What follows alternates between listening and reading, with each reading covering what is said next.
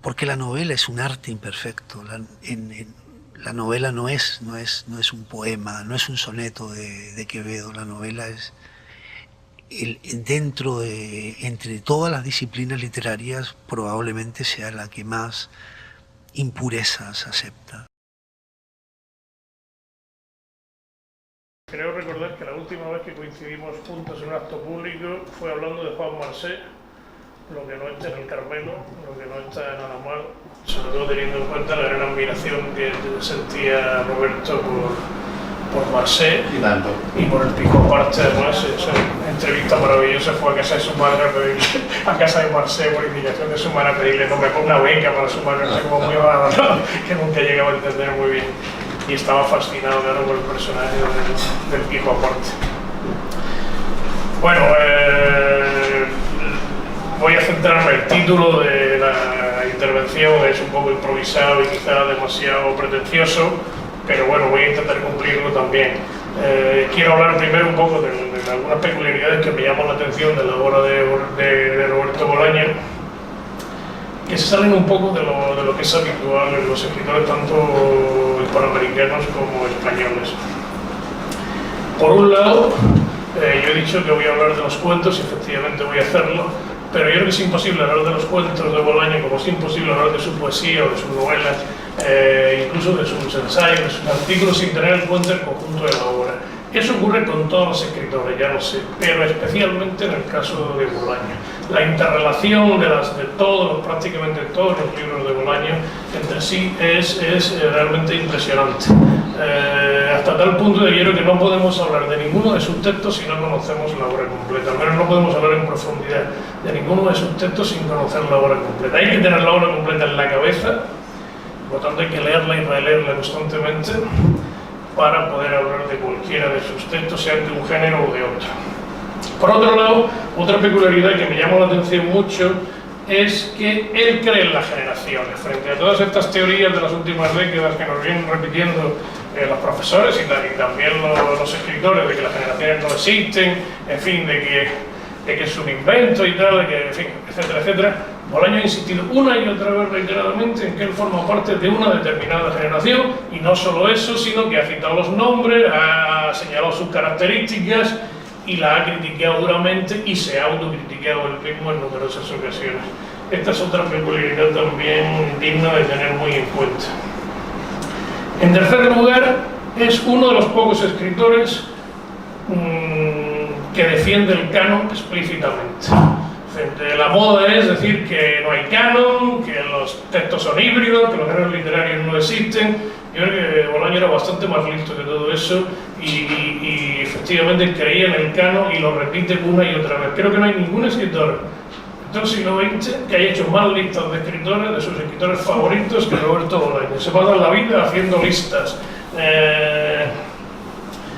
E incluso queda un cuestionario, el cuestionario Bolaño, acaba de publicar su libro precisamente, donde una serie de escritores y críticos, entre ellos yo mismo, responden al cuestionario Proust y al cuestionario Bolaño. O sea que Proust y Bolaño aparecen frente por frente ahora mismo. O sea que todo esto lo convierte en un escritor singular y yo creo que muy incómodo para mucha gente. Muy incómodo para los profesores, que no saben muy bien qué hacer con él, muy incómodo para los investigadores, que tampoco saben muy bien cómo tratarlo. Pero para mí, y para otros muchos, claro, por supuesto, es un escritor especialmente atractivo. Es un escritor además que un tema no le más te interesa. Y eso es un caso, yo creo que excepcional, ¿no? Hay otras muchas peculiaridades extrañas y heterodoxas en la obra de Bolaño, pero claro, no me puedo detener en todas ellas. Voy a citar una más para acabar. La defensa y virtud del exilio. Él repitió una y otra vez que el exilio solo lo había favorecido y decía que era una situación beneficiosa para el escritor.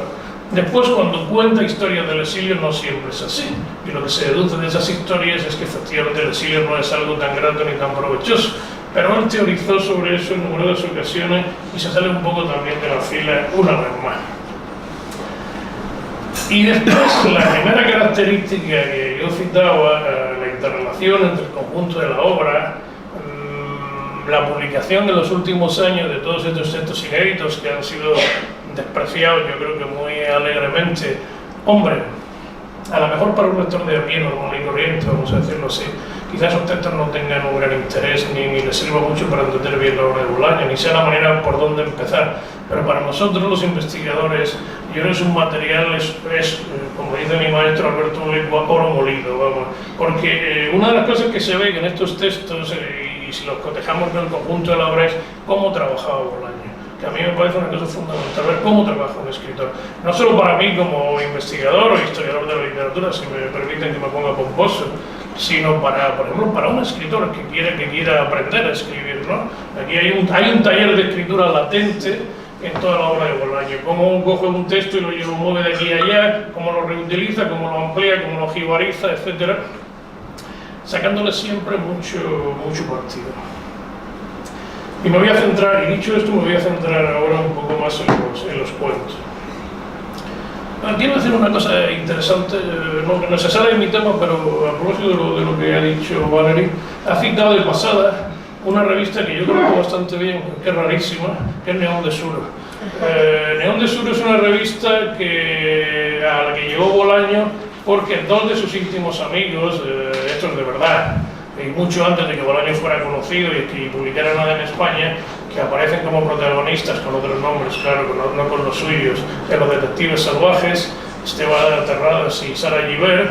En el cuarto trabajo de Bolaño, en Blanes, había un cuadro de Esteban Terradas, y cuando Bolaño venía a Barcelona se quedaba muchas veces a dormir en casa de Terradas y Sara Llibert. Sara Llibert le dedica varios poemas que están en los museos, en fin, etcétera, etcétera. Bueno, pues el Neón de Suro, que era efectivamente, como ha explicado muy bien Valerie, era una revista mallorquina de vanguardia muy interesante. Ahí empezó a dibujar y a pintar nada menos que Miquel Barceló, que eso es un detalle que no está tampoco nada mal, ¿no? Bueno, vuelvo a lo mío, tras esta pequeña digresión. Sí. Como saben ustedes, en 1977 Bolaño llega a España, publica 3 libros de cuentos, 2 en vida y algún cuento suelto más, pero libros 3, llamados Telefónicas, del año 97, que es un libro muy bien recibido. Según Herralde, es el primer libro de Bolaño que se vende. Herralde me dijo en una ocasión que en el primer año había vendido 3.500 ejemplares, lo que era una cifra bastante alta teniendo en cuenta las ventas que habían tenido los libros anteriores de Roberto, que habían sido muy inferiores. El segundo, yo creo que es un mejor libro de cuentos, en mi opinión, llamado Telefónicas. Perdón. En segundo, después publica Putas Asesinas en el 2001, y por último, cuando ya ha muerto, el mismo año de su muerte, El Gaucho Insufrible. Yo he seleccionado, y puedo hablar de ellos un poquito rápidamente porque no tenemos mucho tiempo, 5 de estas piezas. ¿Son los que considero mejores? Pues no lo sé, hoy sí, a lo mejor dentro de 2 años, no sé si los vuelvo a ver, cambio de opinión, ¿no? Pero bueno, yo creo que hay todos estos cuentos que yo voy a citar y que a mí me han gustado especialmente, que he leído y releído y comentado en mis clases, bueno, en fin, son textos para mí como muy trillados y me siguen gustando y sigo disfrutando al leerlos, y siempre encuentro algún detalle nuevo que no había entendido, que no había, relacionándolo con el conjunto de los otros textos de él, etc.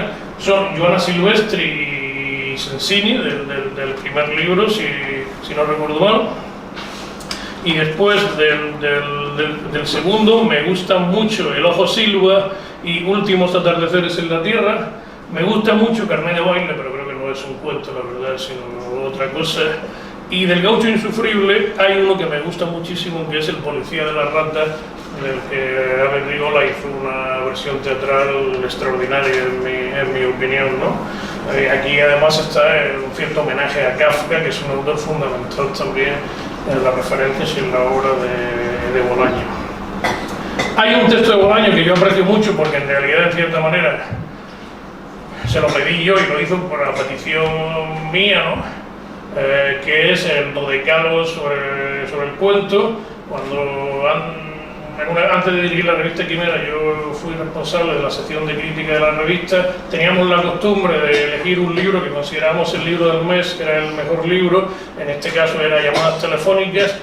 La reseña de ese libro la hice yo, y solíamos pedirle al escritor, si es que estaba vivo y era asequible, claro, no era un escritor español, que hicieron una especie de autocrítica de su propio libro. Eso se hacía antes en el teatro mucho, y entonces yo llamé a Roberto, al que yo había llevado invitado varias veces a la universidad, a la Autónoma de Barcelona, y él me dijo, eso de la autocrítica es una tontería, eso no me interesa, pero déjame que piense y te haré algo. Y digo, bueno, Roberto, es que eso es un formato que va incrustado, no puedes saberme cualquier cosa porque no va a pegar, ¿no? Bueno, total, que al cabo de una semana me llamó a mi casa y me dice, mira, te he hecho un decálogo, ¿te gusta? Digo, pues sí, estupendo, me parece muy bien. Entonces no era un decálogo, sino era dodecálogo. Le puso un título que es con el que se ha publicado en numerosas ocasiones, pero que no es el que le dio él definitivamente. Que unos días después me llamó y me dijo, ese título que te he dado no me gusta nada, es un título muy tópico, es en el que aparece en la antología de Echevarría, etcétera, etcétera, ¿no? No me acuerdo cómo es, pero en fin, lo decálogo del cuento, algo así parecido, ¿no? Entonces, cámbiaselo, ponle números. Y efectivamente el título real es número. Seguramente él, no en el manuscrito, no le cambió el título y por eso seguramente se ha reproducido posteriormente con ese título inicial. Dudo que Bolaño, efectivamente, después si vemos el texto, que se llama Lo decálogo sobre el cuento, empieza el decálogo del cuento, no puede ser que Bolaño repitiera dos veces la misma frase en el título y en la primera línea. O sea que ese texto se llama Números, es un texto yo creo muy jugoso al que creo que no se le ha sacado suficiente partido en mi modesta opinión, ¿no? Es un texto donde él dice muchas cosas, y es un texto muy típico de él, porque hace referencias, primero dice lo que él considera que es un cuento, él usa indistintamente la palabra cuento, relato, no distingue.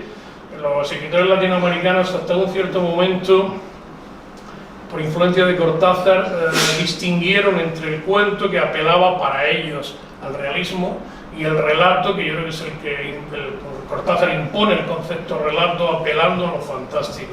Cuando Cortázar publica por primera vez sus cuentos completos que aparecen en Alianza Editorial en 3 volúmenes, los titula simplemente, ustedes lo recordarán, Relatos 1, 2, 3, y él explica, no ahí en el libro, pero en otros sitios, que sus cuentos no eran su narrativa breve, para no repetir, eran relatos sino cuentos. Esa distinción no ha cuajado ni en Latinoamérica ni en España, que yo sepa, y creo que nosotros en España casi se ha impuesto definitivamente la palabra cuento, pero lo usamos como sinónimo habitualmente, el cuento y relato. Pero un relato, una novela también es un relato y una novela corta también es un relato, etcétera, etcétera. O sea, hay una complejidad terminológica que para los profesores es oro puro, porque lo podemos sacar mucho partido y darle 50.000 millones de vueltas, ¿no? Pero a mí me llama la atención, además, vuelvo al decálogo posteriormente. Si se fijan ustedes simplemente en el índice de los cuentos, yo sigo con la vieja edición de Anagrama, ¿no? Acaba de salir la de Alfaguara, pero no la he visto. Llama la atención que hay una diferencia importante entre la ordenación del primer libro y del segundo y del tercero, ¿no? En el primer libro está ordenado en 3 partes y la sección, cada una de las 3 secciones lleva un título que corresponde al último cuento de cada una de las secciones. En el primer caso, Llamadas telefónicas, en el segundo, Detective, y en el tercero, Vida de Amor. A mí me ha hecho pensar por qué titula con estos cuentos las secciones. No creo que sea porque son los mejores, ni mucho menos, porque en mi opinión no lo son, desde luego. Yo creo que quizás por eufonía o porque los títulos ya... No lo sé muy bien, no he encontrado en las muchas entrevistas, las infinitas entrevistas que Roberto concedió en su vida, no he encontrado nunca ninguna explicación. Y da rabia pensar que eso se lo podíamos haber preguntado cuando estaba vivo, en vez de perder el tiempo hablando de fútbol o de mil tonterías más, ¿no? Pero bueno, en fin, eso ya no tiene arreglo. Y el resto de los libros, Putas Asesinas y El Gaucho Insufrible, son libros de cuentos corridos uno detrás de otro, sin ninguna distinción y sin ninguna organización especial. Me imagino, estoy seguro que en el caso de Putas Asesinas, el orden es de él, sin duda ninguna, y en el tercer caso pues creo que el manuscrito lo dejó preparado, no lo sé muy bien eso, pero desde luego los 3 primeros cuentos del libro de Putas Asesinas, sobre todo El Ojo Silva y Últimos Atardeceres, que son el primero y el tercero, son muy importantes, y acaba con Carnet de Baile, que es un texto que no es cuento, pero es muy agradecido de leer porque le mete fuego a todo el mundo, ¿no? Y eso era muy de Roberto, ¿no? Y por último, el encuentro con Enrique Lin es también un texto muy interesante, porque Enrique Lin fue un poeta fundamental para Bolaño. Aquí hay otro cuento que se llama Fotos, que tú has tratado de cierta manera. Esto es un tema yo que no sé estudiado sobre Bolaño. Yo tengo en mi casa una estantería llena ya de libros, no de Bolaño, sino sobre Bolaño. Yo creo que se han publicado 40 libros sobre Bolaño. En fin, no sé, solo se han publicado más libros sobre Mario Vargas Llosa, pero en todos esos libros yo no recuerdo que haya visto ningún artículo sobre las fotos. Las fotos desempeñan un papel fundamental en el conjunto de la obra de Bolaño. Eso es un tema que yo a mis alumnos se lo digo, pero no me hacen caso nunca, para una tesis doctoral extraordinaria. ¿Qué representan las fotos en la obra de Bolaño? Y yo creo que es, bueno, Estrella Distante, por ejemplo, por poner un caso que todos conocemos, ¿no? Pues desempeñan un papel, yo creo, fundamental. El último libro, Gaucho Insufrible, tiene una peculiaridad, una característica que también me ha llamado mucho la atención, es que está plagado de dedicatorias. Yo creo que ningún libro de Bolaño tiene tantos dedicatorios como este. Bueno, claro, no sé si se hubiera quitado, me imagino que no, que las hubiera mantenido, o él pensaba que, bueno, sabemos la enfermedad que tuvo, la conciencia que él tenía de que se podía morir en cualquier momento, en fin, eso. La última vez que yo estuve con él fue en Sevilla, en ese congreso, unos meses antes de morir. Él estaba todo el rato dándole vueltas. Nosotros queríamos dedicarle un número monográfico en la revista Quimera, que nada más morir apareció, pero me acuerdo que él decía, claro, no estaba previsto tal cosa, ¿no? Y entonces yo le dije, bueno, vamos a hacer un número, pero nos tienes que ayudar, nos tienes que dejar fotos, etc. Y entonces me dijo, bueno, espérate que me van a hacer un trasplante, y en cuanto eso, como 3 o 4 meses antes de que se muriera. Y en cuanto a nos ponemos y yo te selecciono las fotos y efectivamente hacemos el número. Y de, pero además tengo miedo porque cuando se dedica a alguien un número se muere, porque le había dedicado un número a Monterroso y se ha muerto. Digo, no, Monterroso se murió y le dedicamos un número. Que es lo que pasó con Roberto al final, ¿no? Bueno. El caso es que ya en la misma construcción, en la organización de los libros, en los que seguramente él pensó, ya es muy peculiar, ¿no? Sobre todo el primero, yo creo que es un libro que está muy cuidado en la estructura, en el orden de los cuentos, y por tanto hay que leer los cuentos teniendo en cuenta el orden y las relaciones, el orden que nos va llegando. No se puede leer de cualquier manera, empezándolo por aquí, por allá, no. Yo creo que hay que seguir un poco el orden que marca el autor, porque en este caso creo que eso es importante.